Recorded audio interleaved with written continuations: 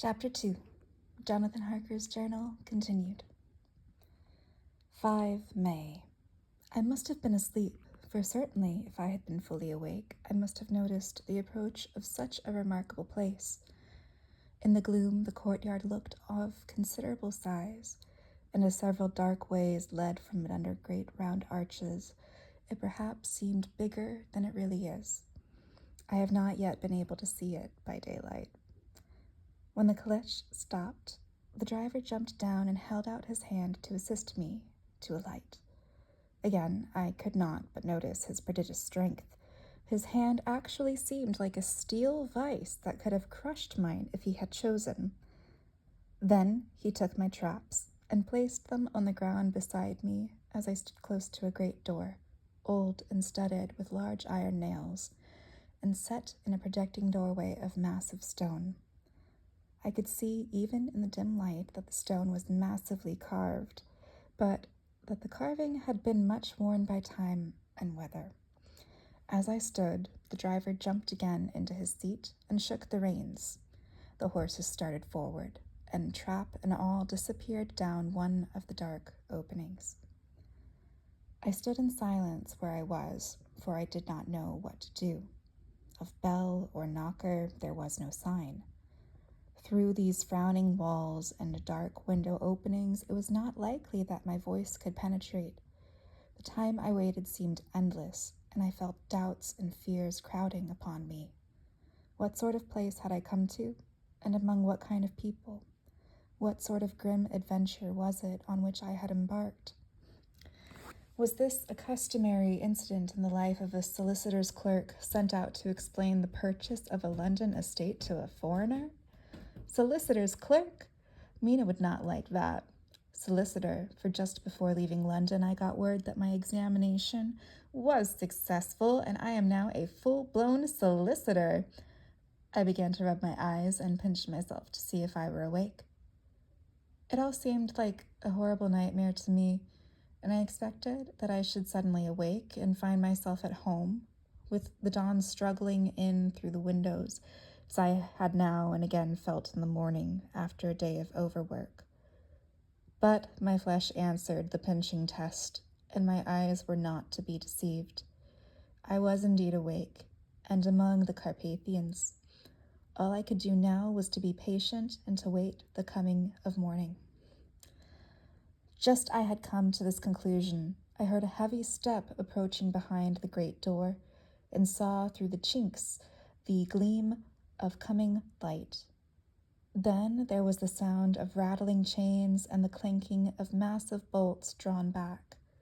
A key was turned with the loud grating noise of long disuse, and the great door swung back.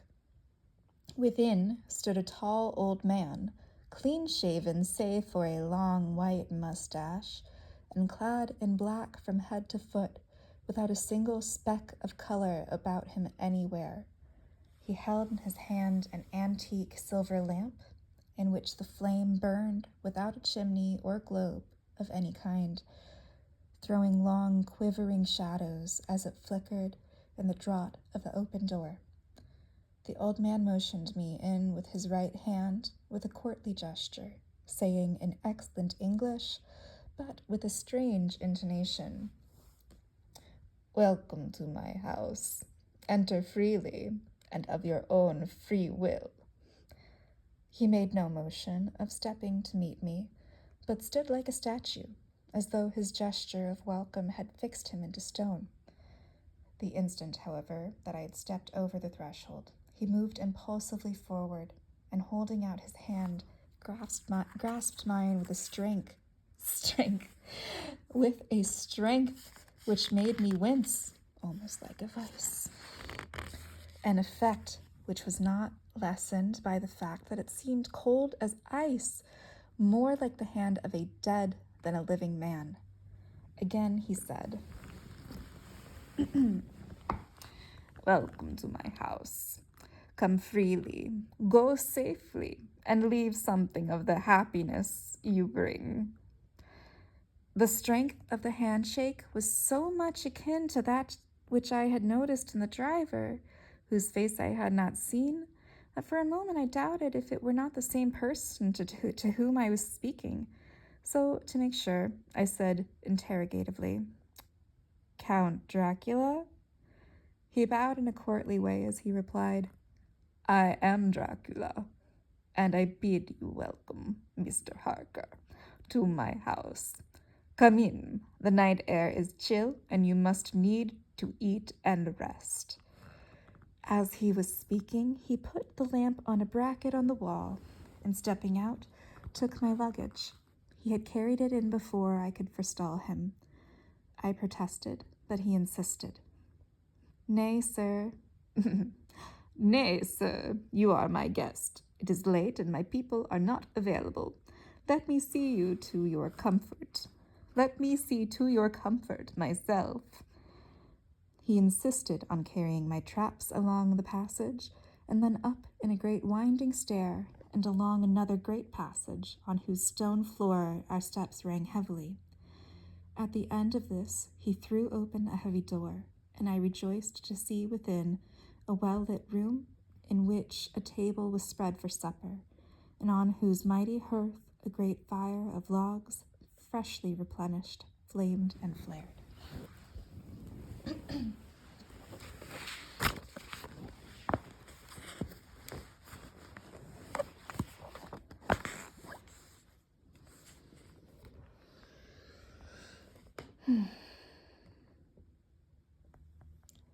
The Count halted, putting down my bags, closed the door, and crossing the room opened another door, which led into a small octagonal room lit by a single lamp and seemingly without a window of any sort. Passing through this, he opened another door and motioned me to enter. It was a welcome sight, for here was a great bedroom, well lighted and warmed with another log fire, also added to but lately, for the top logs were fresh, which sent a hollow roar up the wide chimney. The Count himself left my luggage inside and withdrew, saying before he closed the door, "You will need, after your journey, to refresh yourself by making your toilet. I trust you will find all you wish.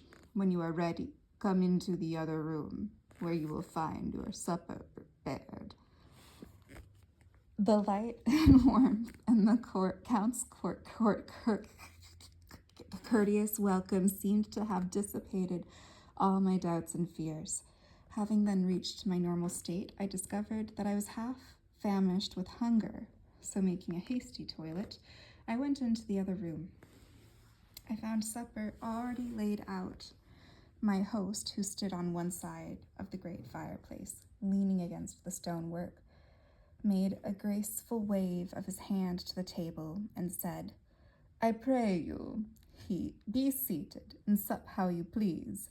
You will, I trust, excuse me that I do not join you, but I have dined already, and I do not sup." I handed to him the sealed letter which Mr. Hawkins had entrusted to me. He opened it and read it gravely. Then, with a charming smile, he handed it to me to read. One passage of it, at least, gave me a thrill of pleasure. "I must regret that an attack of gout, from which malady I am constant sufferer, forbids absolutely any traveling on my part for some time to come. But I am happy to say I can send a sufficient substitute, one in whom I have every possible confidence. He is a young man, full of energy and talent in his own way, and of a very faithful disposition. He is discreet and silent, and has grown into manhood in my service. He shall be ready to attend on you when you will during his stay, and shall take your instructions in all matters."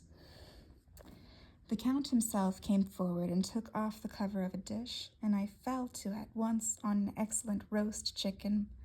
This, with some cheese and a salad and a bottle of old Tokay, of which I had 2 glasses, was my supper. During the time I was eating it, the Count asked me many questions as to my journey, and I told him by degrees all I had experienced. By this time, I had finished my supper, and by my host's desire had drawn up a chair by the fire and begun to smoke a cigar which he offered me, at the same time excusing himself that he did not smoke. I had now an opportunity of observing him, and found him of a very marked physiognomy. His face was a very strong aquiline, with high bridge of the thin nose, and peculiarly arched nostrils, with lofty domed forehead, and hair growing scantily round the temples, but profusely elsewhere. His eyebrows were very massive, almost meeting over the nose, and with bushy hair that seemed to curl in its own profusion. The mouth, so far as I could see it under the heavy mustache, was fixed and rather cruel-looking, with peculiarly sharp white teeth. These protruded over the lips, whose remarkable ruddiness showed astonishing vitality in a man of his years. For the rest, his ears were pale, and at the tops extremely pointed.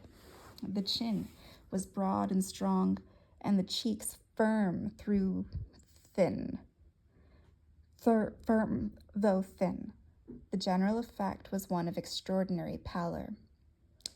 Hitherto, I had noticed the backs of his hands as they lay on his knees in the firelight, and they had seemed rather white and fine. But seeing them now close to me, I could not but notice that they were rather coarse, broad, with squat fingers. Strange to say, there were hairs in the center of the palm. The nails were long and fine, and cut to a sharp point. As the Count leaned over me and his hands touched me, I could not repress a shudder. It may have been that his breath was rank, but a horrible feeling of nausea came over me, which, do what I would, I could not conceal.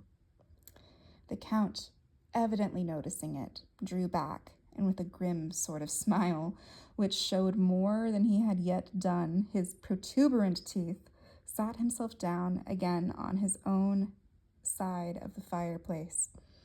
We were both silent for a while, and as I looked toward the window, I saw the first dim streak of the coming dawn. There seemed a strange stillness over everything, but as I listened, I heard, as if from down below in the valley, the howling of many wolves. The Count's eyes gleamed, and he said, "Listen to them, the children of the night. What music they make!" Seeing, I suppose, some expression in my face strange to him, he added, "Ah, sir, you dwellers in the city cannot enter into the feelings of the hunter." Then he rose and said, "But you must be tired. Your bedroom is all ready, and tomorrow you shall sleep as late as you will. I have to be away till the afternoon, so sleep well and dream well." With a courteous bow, he opened for me himself the door to the octagonal room, and I entered my bedroom. I am all in a sea of wonders. I doubt, I fear, I think strange things, which I dare not confess to my own soul. God keep me, if only for the sake of those dear to me.